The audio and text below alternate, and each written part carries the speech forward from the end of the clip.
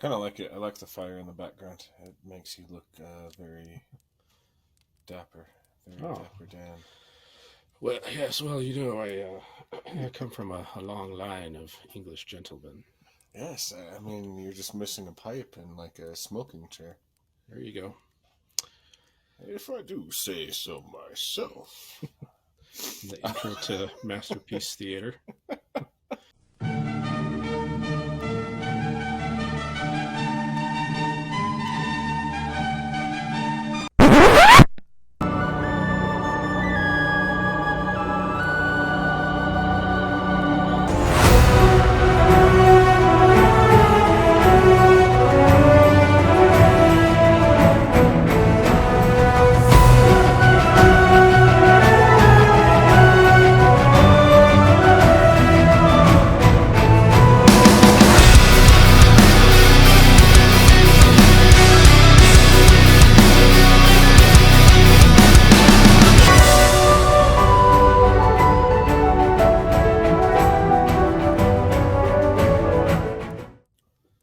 Welcome to Views from the World Tree. Today's episode will be going live on December 19th, which is almost the shortest day of the year. For a few months now, we've all been huddling in our homes around the fire for longer and longer each day, sustained by the warmth of our hearth and our harvest from this year's crops. One day soon, though, the light will start to linger just a little longer than before. On Tuesday night, people all over the northern hemisphere will begin to take comfort in the knowledge that from that night onward, days will grow longer and the sun will start to return, bringing with it daylight, warmth, and crops. Historically, this was cause for great celebration held on or about the winter solstice, and that celebration was called Yule. And now, on with the show. Yay! So one quick note just about the podcast format in general. We kind of decided that we were going to combine our two news segments. So rather than having a separate segment for personal news and then a second news segment for current events, from here on out, we're just going to combine them. That way we don't have to spend quite so much time on those topics and we don't feel like we have to peruse the headlines if there's not anything interesting that happens. So with that being said, this week I don't really have any personal news, but I did see a news headline that New York City has banned natural gas connections for all new construction.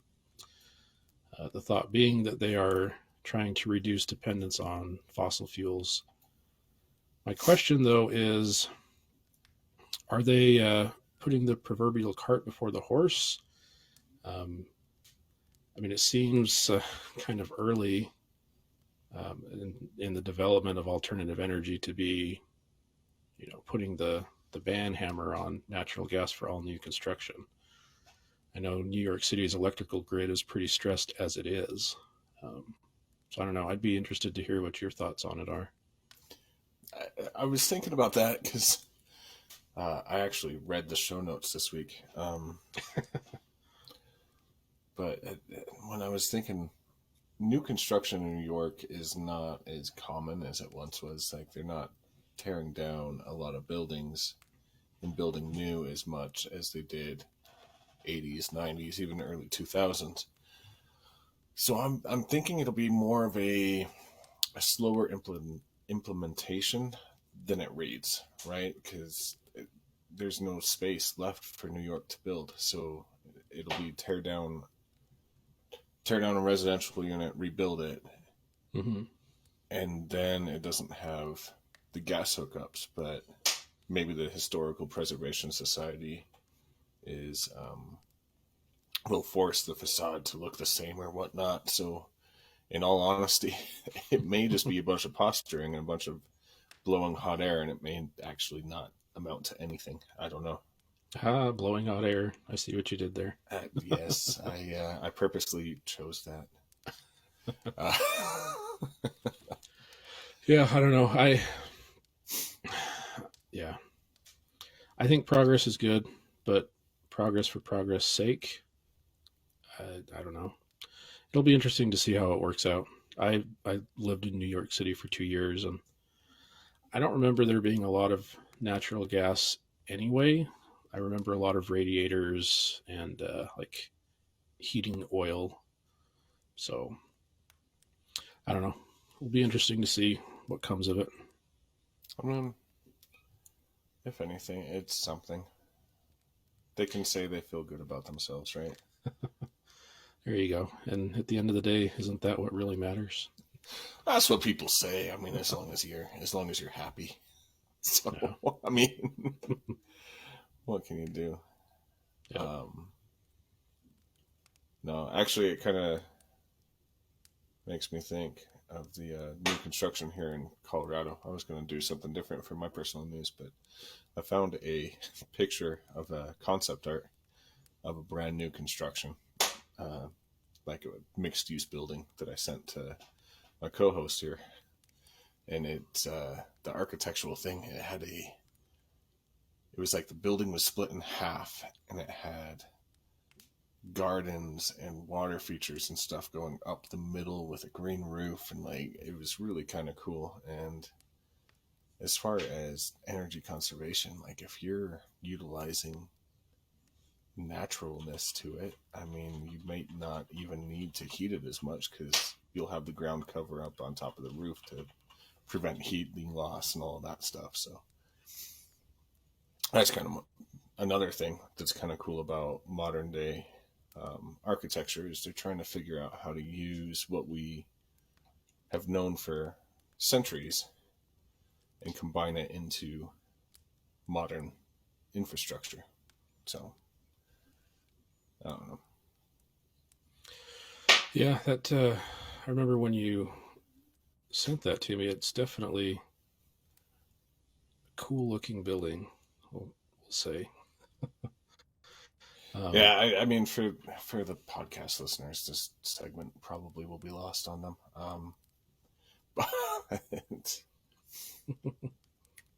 we'll see. Are you able to pull up a picture of that by chance? Yeah, I can. Let me. Oh, not that one. Not that one. This one. Yeah, it reminded me of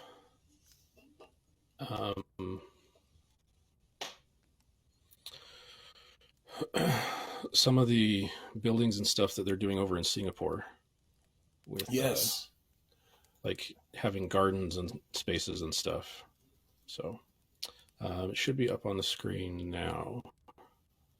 Maybe. I'm not sure what the stream delay is like on Facebook Live. It just popped up on my phone so I can see it. Yeah. There it is. It's from the Denver Post. So the thing about this building, we'll put a link in our show notes on the webpage for our audio listeners so you all can see it if you so choose. It almost looks fake. It looks like a video game. It kind of does, doesn't it? Yeah, I mean, I can't remember. There was somebody. Sorry, I gotta pull it up. Because this Ma Yen Song is the architect.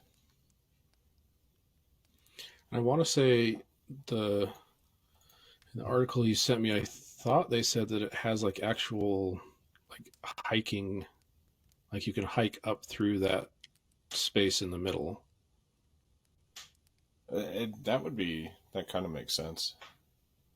The concept art that I saw, it has little gardens with waterfalls and like the hot tubs are supposed to mimic hot springs, and it's supposed to mimic what you can find in Colorado. And I just looked up the architect.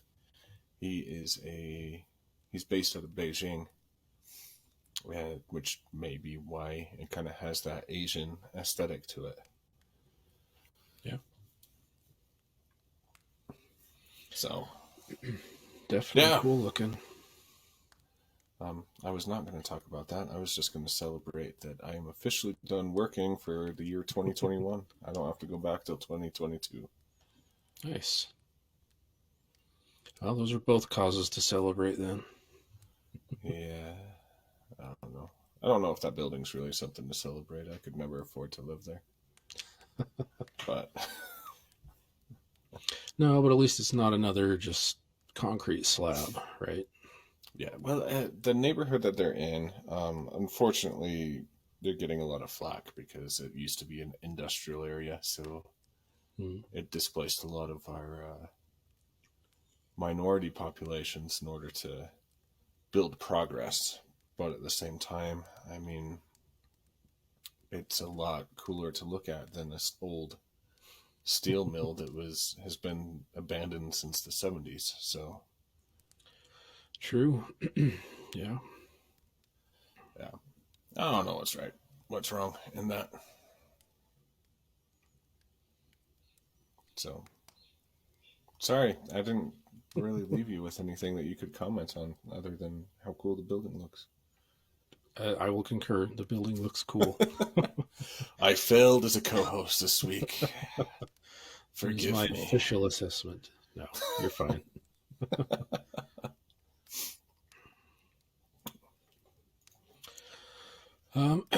Well, with the news segment over, I guess we should move on to our main topic. So, There we go. In case you didn't notice from the introduction, the main topic, the meat and potatoes of this week's episode, is all about Yule, which is an old pre-Christian word for the Christmas season. Well, for the winter solstice season, sorry. But it's where we get words like Yuletide joy. In Scandinavia, they still call this time of year Yule. It's kind of all-encompassing of all faiths and whatnot. So we thought that it might be kind of fun to share this as we neared the solstice. yeah, so just there's a lot of murkiness around what Yule was historically and when it was celebrated. I mean, we're talking pre-Christian Scandinavia, so this is,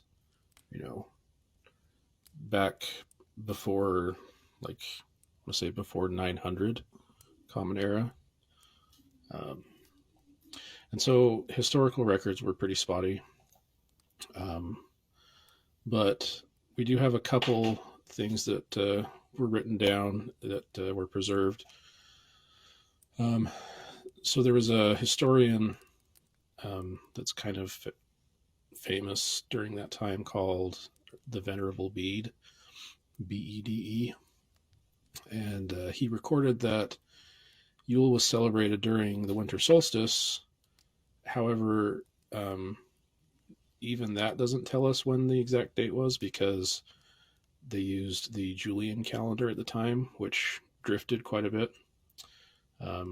So we can't say when when it was by date, but luckily celestial events like the solstices are not held to our flawed human reckoning of dates. The solstice is when the solstice is. So and then the other thing that we have from the records is there was a Christian historian named Snorri Sturluson, who was tasked with preserving a lot of the writings from the pre-Christian Scandinavian peoples. And he noted that there was a king of Norway who was converted to Christianity named King Hakon, or Hakon. I don't know how you say that. But that was in the 900s. And that is when Yule was moved from kind of this midwinter, the solstice time to what is now Christmas. So I feel like I've been talking for a little bit. I'll let you take over. You named two relatively famous historians. I have actually never heard of the Venerable Bede or Bede. Where does he come from? He or she, I don't know. So he wrote I don't know if you would call it a book, but a book, I guess, called The Reckoning of Time, which is this massive book about like dates and calendars and when everything throughout history happened. But it basically comes down to he was a monk, an English monk, at the monastery of St. Peter in the like 700s, 700 Common Era. So he was, alive way back when, and that's kind of what his thing was. That's the work that he did as a monk, is recording history, translating, written records from other cultures and things like that. So that's cool. Who he was. I'll have to look him up. I knew of the Roman Germanicus, I think is his name, who did a lot with the German tribes. And then Snorri Sturluson, if you're into anything like Viking culture related, that name should ring bells, because we know he was very big on the history of the Norsemen. Yep. But anyway, sorry for that little side note. I'll pick up. So as far as celebration, the length of the celebration, King Alfred I of Wessex, I think he was the only English king actually that had the name the Great. He made note that the heathens in the region that he ruled, that their Yule celebration lasted for 3 days. This most likely varied from location to location, but it seems like 3 days is pretty common, as King Haakon decreed that a measure of ale should be used to celebrate Yule, and that the celebrations would last until all the ale was gone. Could be 3 days, week, a month. It all depends on how much they were able to make for the celebration. So that's kind of the theme. We know that it happened around the solstice, and we know that it happened for at least 3 days. Everything that I read kind of pointed to a 12-day celebration as kind of average. Yeah. I mean, the Norse peoples liked a good party, so probably lasted a few days. But we'll get into how it's celebrated, but I've gone to a Yuletide celebration, and we did the wassail toast, and all the old English and Celtic traditions are also very much, hey, it's a party. So it's true. I think it's kind of lasted. Yep. Well, anyway, do you want to take on the next, or? Sure. Just a quick note, there's a chance that there could be some cracks and pops that make it into the audio. To help get into the spirit of today's episode, I do have a wood fire burning in the fireplace behind me, so apologies for the background noise, but hopefully it'll just help to set the tone. It's mood setting. Yeah, exactly. Yeah. Oh, I just lost your video. Is your audio still here? I think so. Can you hear me? Yeah, I can. Oh. Hey, you're back. Okay. Weird wire. That's all good. Okay, so what was Yule historically? A little bit later we'll get into how is it celebrated today. But historically, first, it was like we said, a multi-day party full of feasting, drinking, games, and offerings to the gods, swearing of oaths for the coming year, which is maybe where the concept of New Year's resolutions came from. But specifically, it was a time that the people took to reflect and kind of look back on the previous year. Looking back at all of the things that they overcame, looking back at the times that they enjoyed, and just reminiscing with friends and family. Also, looking forward to the next year, and in the culture specifically, with the worship of the various Norse gods and goddesses, there's a concept of gift giving where the peoples would give gifts to the gods, and in turn, the gods would, give gifts to the people. And so it's a time to recognize the gifts received from the gods over the past year and give gifts in return, which starts that cycle of reciprocity between us and them going into the coming year. It's funny, as you were talking about that, the swearing on oaths, and that possibly being resolutions, and then the giving of gifts. I read, there was one source that I read, and I wish that I wrote down the source. I really need to start doing that, especially as I research deeper into these more historical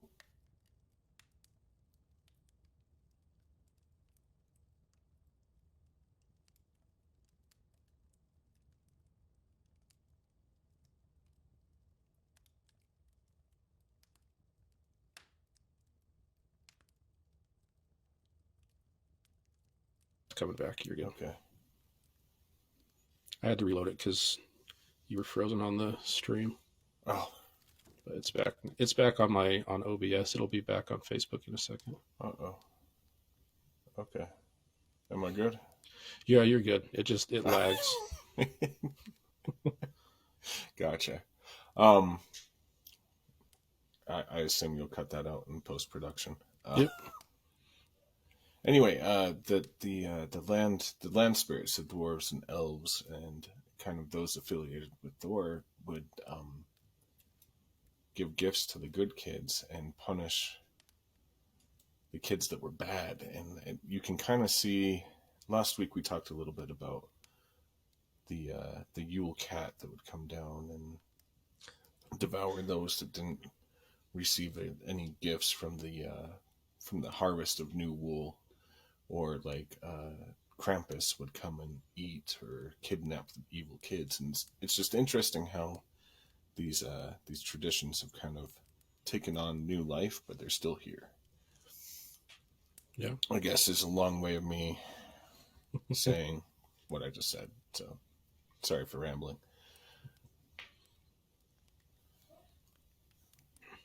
But I do find that interesting.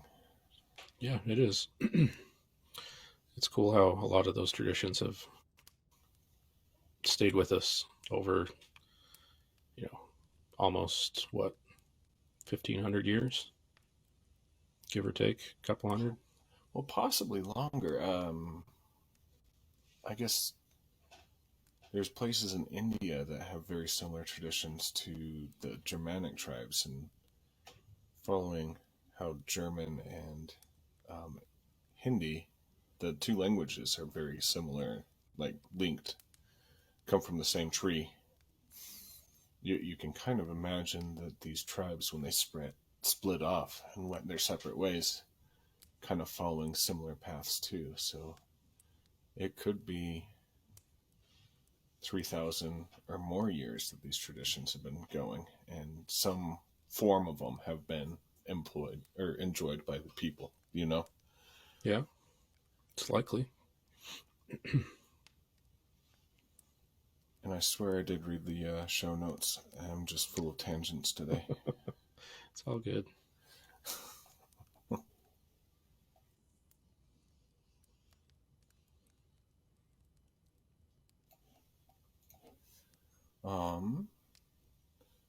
Let's see.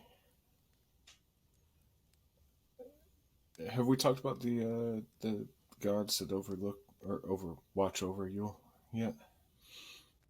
I don't believe so. That's one of the problems with tangents. All right. Do we want to click in so you can find it, or No, it's all right. I'll okay. re-listen to this whole section anyway, so I can make some sense. I'm sorry. The new night and lack of sleep has ruined me for this recording. It's totally fine. Don't worry about it. I had so much hope that we would do it in one take. All right. Traditionally, there's 5 gods that oversee Yule. These are the gods that have the historical sources as being more closely associated with Yule than others. Not to say that modern celebrations can't involve a subset of these or even entirely different entities. I've heard people, well, after we go through the gods, I can talk about what other people have done. But this is the best historical understanding that we have on what was celebrated during Yule celebrations. So the first one would be Odin or Woden, or I can't remember what the Celtic version of Odin was. I can't remember what his name was. Yeah, I don't remember. Celtic linguistics is all messed up anyway. But it's believed that this is part of the inspiration for the modern day Santa Claus, if not the majority of it. And we'll go into Saint Nicholas and the actual saint down in Turkey at some point, maybe next season or whatnot. But he is basically what we think of when we see Santa Claus. And in some records, he's referred to as Yule Father, indicating that he's the head of the celebration. And in the saga of Hakon the Good, again, King Hakon of Norway, Yule celebration always begins with a toast to the god Odin. So, yeah. So another one of the common Norse gods associated with the holiday is Freyr, and offerings to Freyr are usually given to ask for a peaceful and prosperous future. Freyr is the god of fertility and wealth, so he's closely associated with crops and things of that nature. He also is specifically mentioned by name in the saga of Hakon the Good, as well as another record, the saga of Hadric the Wise. And Adam of Bremen, who's another monk historian, records that oaths were specifically pledged to Freyr as as we mentioned earlier, kind of as a more serious version of New Year's resolutions. And by serious, I just mean that it was they were seen as like a very serious oath. Like breaking an oath is not something that was taken lightly. So it's not like we all make New Year's resolutions in modern times to exercise more and then forget about it, a week after the new year. But it's believed that that's where, at least in part, that's where the inspiration for the modern practice comes from. It is interesting that the background information for those of you who may be kind of new or not know a lot. There's 2 tribes or 2 clans of gods in Norse mythology. You got the Aesir, which is the Odin and Thor. They're more of your war spirits, and then you've got your Vanir, which are more of the earth spirits, and Freyr is a Vanir. And so making offerings for a prosperous future to the earth and making your oaths to both kind of a war god and to the earth, it comes full circle of who you're celebrating, right? You're celebrating all aspects of society. Just a note as it was going through my brain. Yeah, that's a good point. The third god that on our list of the five is Nianter, or you'll hear some people call him Njord, but that's just because of the Germanic D, they extra letter that we have in some of the old Germanic alphabet. But this is the father of Freyr and Freya, and he is toasted alongside Freyr in the saga of Hakon the Good. Um, and if memory serves me, he's the embodiment of the ocean, or traveling on the ocean, right? Mm-hmm. Okay. Ocean, ships, that kind of thing. So, yeah, sorry, don't know where I was going. I was just making sure I remembered what he was the god of. Oh, if I would have read the notes, it's in the next thing. Odin. Odin is the wanderer in mythology. He's often takes on the guise of a human, wears a traveler's cloak, and travels around seeking knowledge. Njothr is the voyager. So traveling to see the family would have been done by ship in those times, especially up in Norway, where the different tribes and clans of the Norwegians were all in different fjords. So it's hard to go up over the mountain range and come down. It's a lot easier to go by ship to travel around. So yeah, much easier. yeah, so it makes sense to make promises and sacrifices to Njothr for safe passage as you're traveling. Yeah. And so also a discussion of the gods of Yule would not be complete without mentioning Thor. So one of the, even today, one of the modern and well-known symbols of Yule, I think we talked about this last week, is the Yule Goat, which is a goat made from straw or thatch, usually from the like the wheat thatch of the harvest, and then made into the form of a goat, and then during Yule is burned as part of the celebration. And as far as historical records showing that Thor was associated with Yule, there is a story in the saga of King Hakon where um, Earl Sigurd had invited King Hakon to come and oversee the local Yule celebration. And King Hakon had been converted to Christianity by this point, and so he was making a toast to Thor and made the sign of the cross over the top of the horn of ale or mead or whatever, and everybody was very upset about that. This was kind of at the time when Christianity was starting to take hold in this area, and some people were, on board with that, and a lot of people were really not. So there was kind of some division. But Hakon, as the king, it was his responsibility to kind of kick off the feast. Started off with the toast, and so when he made the sign of the cross, people got very upset, and so as a quick thinking way to avoid a brawl, he said, "No, it's not the sign of the cross. I was making the sign of the hammer, the sign of Thor's hammer." So he was able to quickly come up with an explanation that satisfied everybody, and that is kind of shows us that making a toast to Thor would not have been uncommon because everybody bought it. So Yeah, that's actually kind of funny.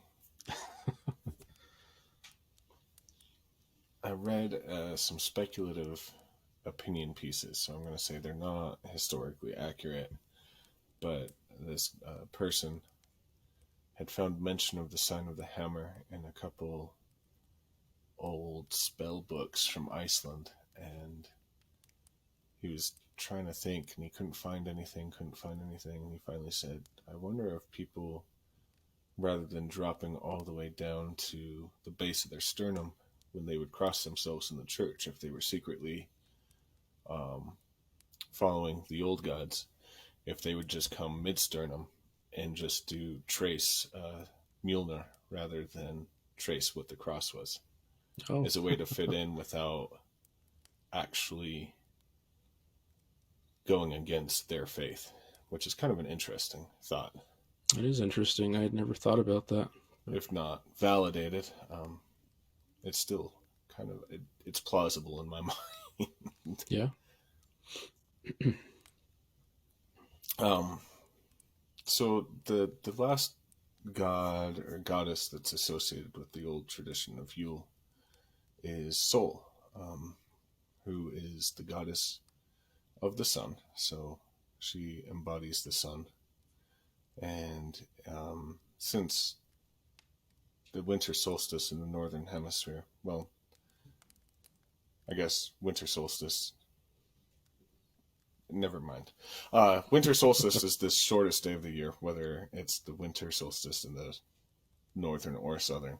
But so Yule is a celebration of her return as she comes back to rewarm the earth and make it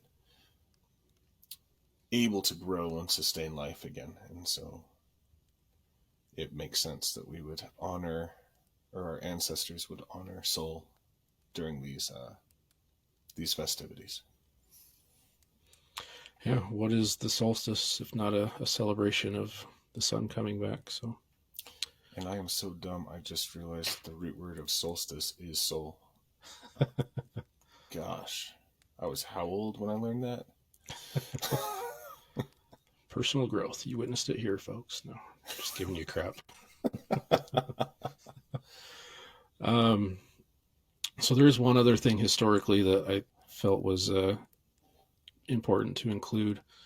There's a practice in heathenry or Norse paganism, whatever you want to call it, called a memorial toast to the ancestors. It's called Mini.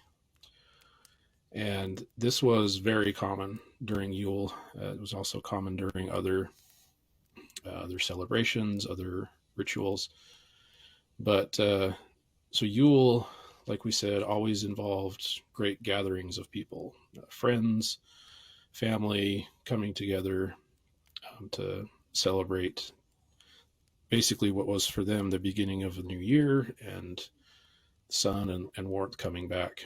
And I think that it's really cool that this was specifically always a part of celebrations. Just a toast to, the ancestors who have passed away, and it's a way to include them in the celebration. So there's a lot of ancestor veneration in Norse paganism. So it's not, not surprising that this was a part of the Yule celebration, but I think it's a nice touch just to remember our family that's no longer with us and find a way to bring them into the celebration as well. Yeah. Now that we've kind of covered the history and the different beings that are venerated, offered toast, offered oaths, and whatnot in ancient Yule, I guess we should look at modern Yule.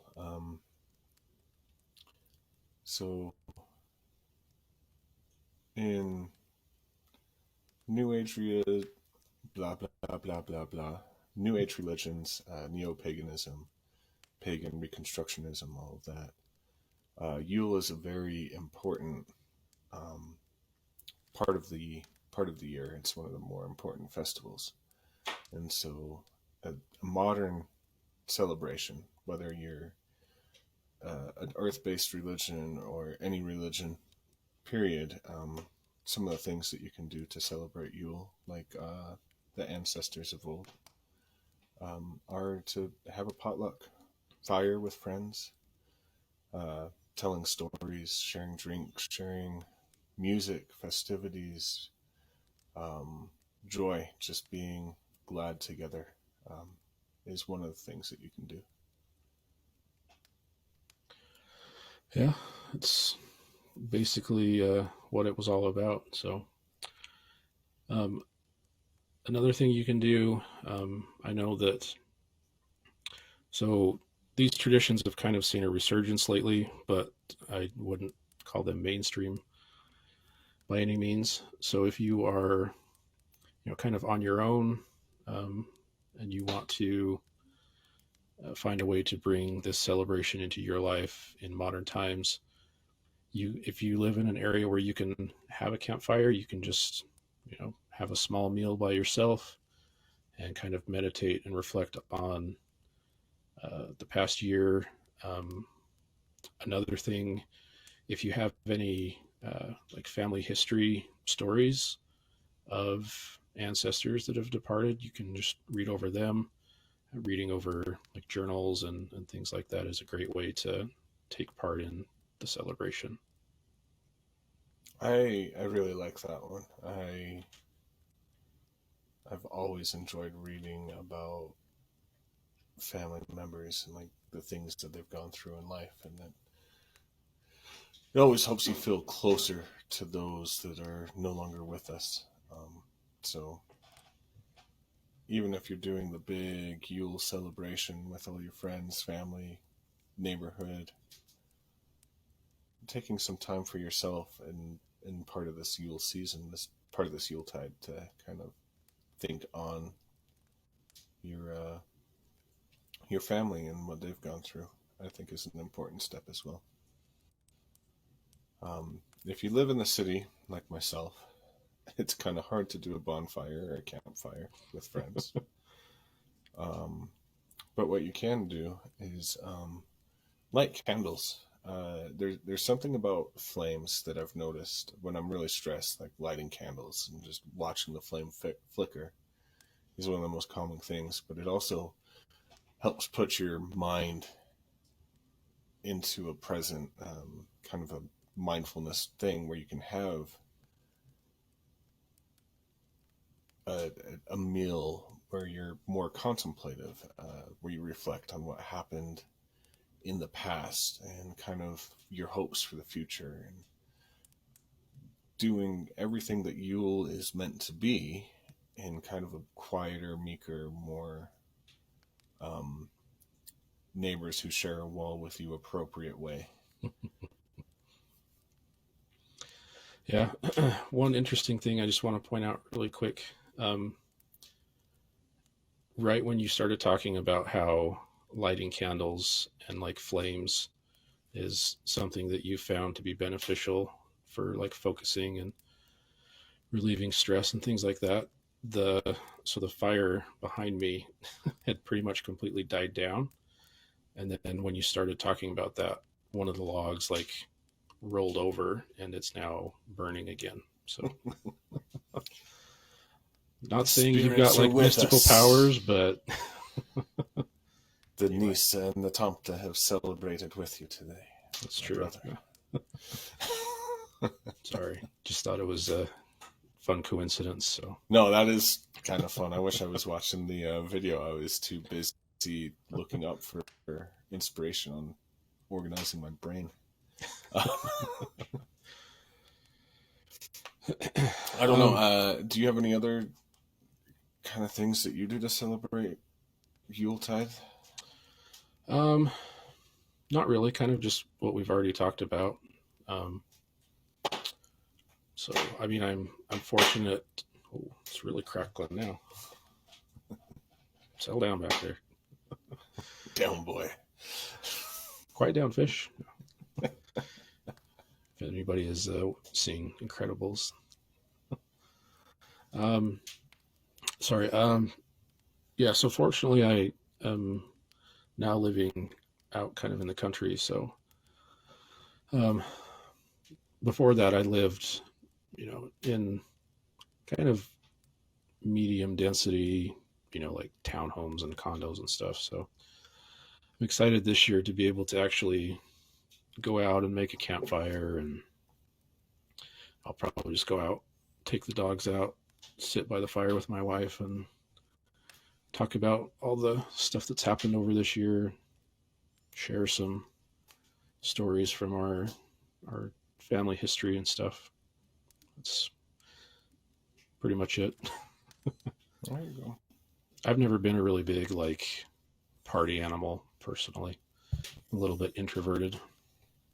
So I am too, but one of my good friends, he grew up in Dublin, Ireland, and he always invited me over to do a wassail toast or some other like mulled beverage, spiced cider, one of those. And I really like that tradition of taking what's available, the mulling spices that are available in midwinter, and turning them into a certain type of spice that you can use to kind of celebrate the bounty of the season, even without there being an actual growing season during this time. So I've always liked that aspect of it too, which is more Celtic in nature than Germanic, but it still very much ties into being thankful for what you have and making oaths and promises for what you hope to accomplish. Yeah, that does sound like fun. Maybe you can do some spice cider by the fire with your wife. There you go. We made some for Halloween, or I don't know, Halloween Samhain, whatever. We did a dinner with some friends where we did a traditional like Celtic dinner. So, and the mulled cider was part of that. So I do have a good recipe for some. Yeah. Make it in the Instant Pot. Nice. We might have to compare recipes because buying mulling spices from IKEA gets expensive sometimes. Yeah. The hardest thing to find for mine was currants, the fruit, but we were able to find some. I've heard people use blackberries or plums as replacement for that. Yeah, I did read that. We were able to find some dried currants, so basically like really tiny raisins. So we just soaked them in cold water for an hour, and they, swelled back up and basically identical. Okay. But anyway, one of our tangents again. No, I mean, it's still relevant. We're talking kind of how you celebrate. Yeah. How you celebrate this season. And I think that's part of the season, right? It is. Yeah. Speaking of the season, one other thing that I wanted to spend just a little bit of time on. There's I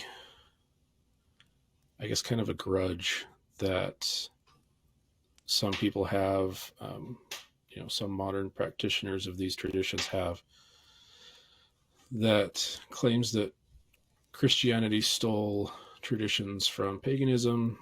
So there's things associated with Christmas that were like directly lifted from these traditional celebrations, like the act of bringing an evergreen tree into your house and decorating it, gift giving, the symbol of Santa Claus, and there's a lot of others.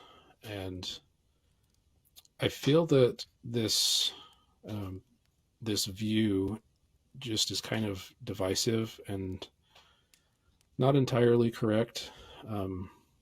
Personally, I think that moving Yule to coincide with Christmas has actually helped preserve these traditions. What is your feeling on the matter?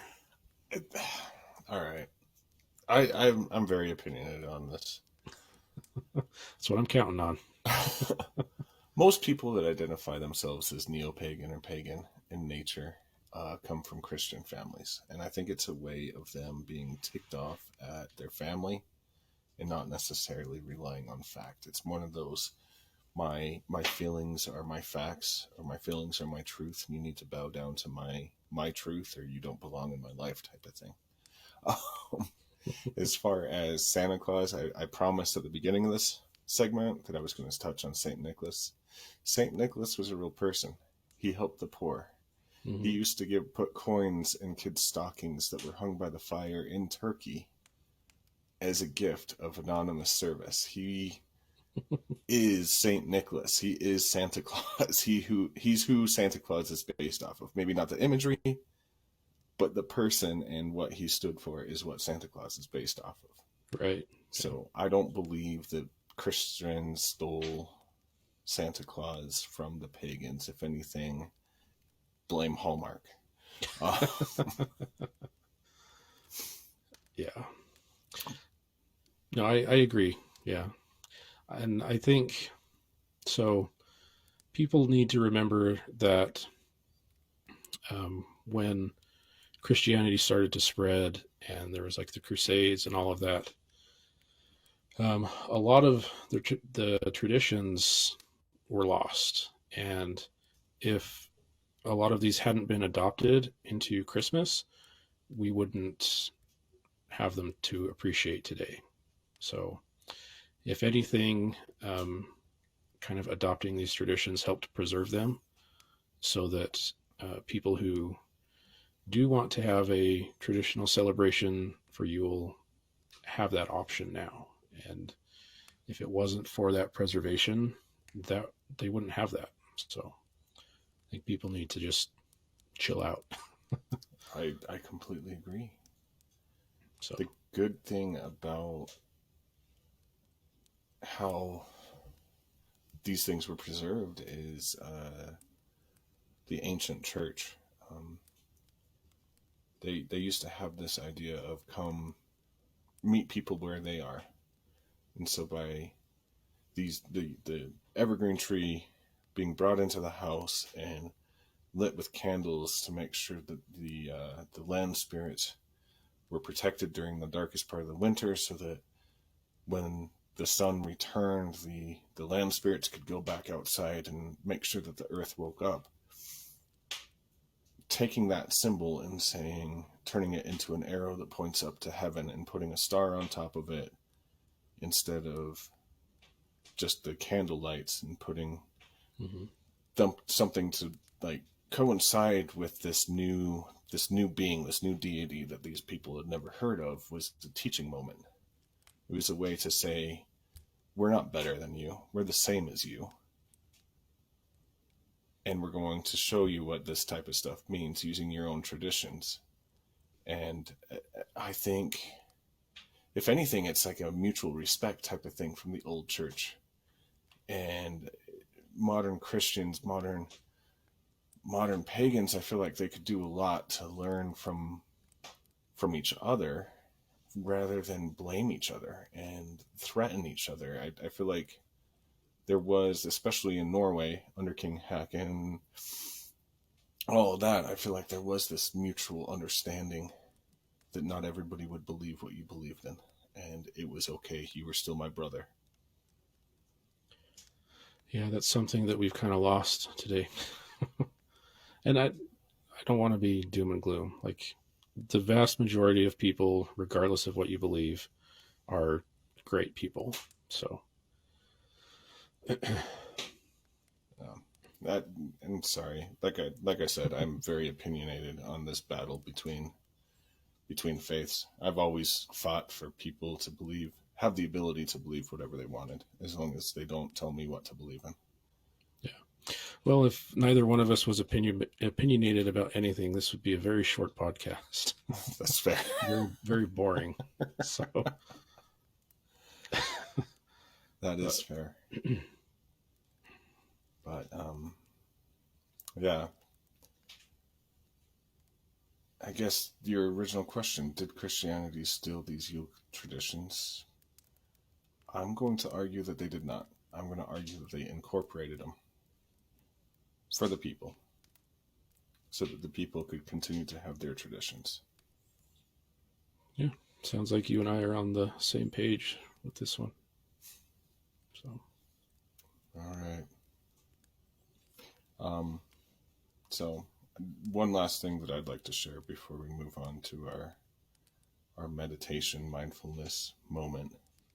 My wife and I were watching a goofy holiday film. I think it was a Lifetime film on Discovery Plus. Good gosh, there's holiday and Christmas films for every channel, and it's getting annoying. But she got to mistletoe, and she's like, where did mistletoe, kissing under the mistletoe, come from? And so I looked it up, and it actually fits in with Yule. oh, nice. Do you know where that tradition came from, by chance? I honestly, I do not. Okay. So, educate me. I was fascinated by this. So mistletoe, as far back as ancient Greek times, was known as a miracle cure. It was used to treat all sorts of ailments, including menstrual cramps and all of that. And it was administered during the Roman times as a way to, as a cure for infertility in women, and to alleviate like the pains of birthing labor. Mm-hmm.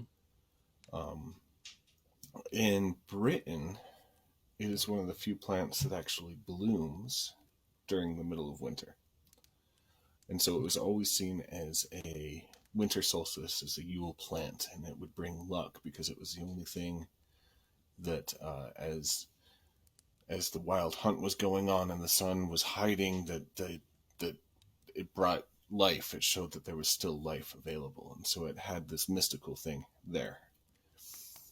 But the actual thought is that when Loki was hunting down Balder, Freyr, or Frigga, who is Balder's mother? I don't remember. The names are also similar. I always mess them up. There's Frey and Freya and Freyr and Frigga. I think it was either Freyr or Frigga. I can look it up real one quick. of them. Balder's mother, Frigg. basically. Yeah. So It was Balder's. Frigga? Yeah. Okay. So she made a deal. He wanted to. The Norns, the witches of fate, had basically told that Loki would kill Balder using a spear. And so, knowing that spears had to come from plants, Frigga went to all the plants in the land and made pacts with them that she would protect them as long as they didn't murder her son, or wasn't used to murder her son. And the only plant that she wasn't able to make a pact with was mistletoe. And so Loki made an arrow out of mistletoe, and that's what took Balder's life. In the Saxon tradition, so Anglo-Saxon, the Saxons were the Germanic tribe that invaded and took over Britain. In their tradition, Balder is returned to life using a sprig of mistletoe. So the thing that killed him is the thing that brought him back. Mm-hmm. And so now it's seen as extremely good luck. And so you kiss and you thank the gods underneath the boughs of mistletoe as a way of praising its healing properties and to praise the return of Balder to us. And so that's cool. Kind of where it came from. Which makes sense because Balder is the god of light. So, the day's getting longer. Yeah, it fits. That's cool. It's just a fun tradition that, and I'm going, man, where did that come from? Where did that come from? Where did it come from? Oh, it's at least 1,300 years old. Okay. Yeah. Very cool. So, yeah. Anyway, I looked that up and went, "That's fascinating. I need to share that on the Yule podcast," because there's a lot of traditions besides just the tree and whatnot. Actually, there's a lot of traditions that we didn't really cover in this episode. That's true. There's so many of them. Join us next year for season 2 of Yule Traditions. Yeah, no, it's honestly, it's shocking how much of what we do comes from that. So, but I don't want to take too much longer. We'll bore people. I'm not bored. Well, neither am I. But we got to save some content for next year. True. Yeah. If we even remember that we're going to do this episode again. Anyway, do you want to tackle this week's meditation mindful moment? So for this week's mindfulness moment, we didn't want to do another Yule-focused mindfulness because we did that last week. But there is a poem that I like by Robert Frost called "Stopping by Woods on a Snowy Evening." So the poem says, "Whose woods these are, I think I know. His house is in the village, though. He will not see me stopping here to watch his woods fill up with snow. My little horse must think it queer to stop without a farmhouse near, between the woods and frozen lake, the darkest evening of the year. He gives his harness bells a shake to ask if there is some mistake. The only other sounds the sweep of easy wind and downy flake. The woods are lovely, dark, and deep, but I have promises to keep, and miles to go before I sleep, and miles to go before I sleep." So. I like it.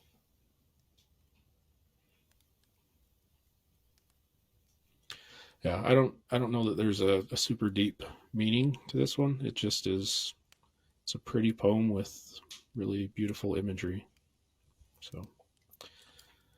Yeah, as you were reading it, I actually I felt my mind wandering, and I could kind of see what he was talking about. There's something about rhyming. It's almost like a candle. It lets your mind just be. Mm-hmm. So, in a way, that was true mindfulness moment. Oh, there you go. So.